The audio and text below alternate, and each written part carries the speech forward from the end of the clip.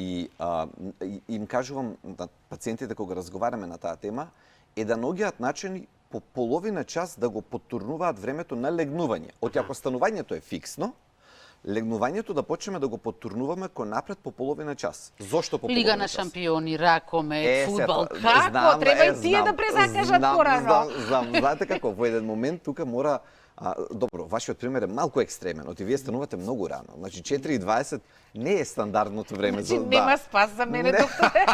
Не, видете, и не е исклучена можноста во вашата ситуација кога немате друг начин и попладне кога ќе се вратите од работа 1 до 2 часа да пробате да надокнадите. Под А, под Б, да пробате да надокнадите во викенд. Значи, обавезно ќе ги бараме, нашето тело, еве нели реков, има капацитет за флексибилност. Не сме роботи. Не мора да биде онака под саат секој ден.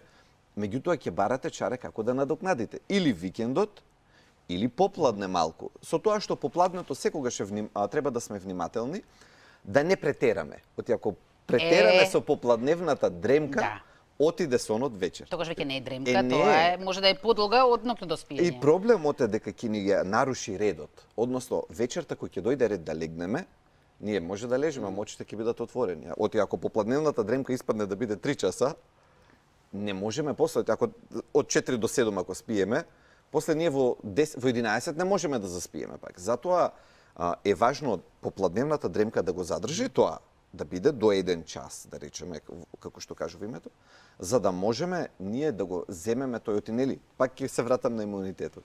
И храна, и спиење, и физичка активност. А не поедно да си селектираме. Поврзани се, знаете како и, например, друго решение за луѓе кои што малку потешко заспиваат.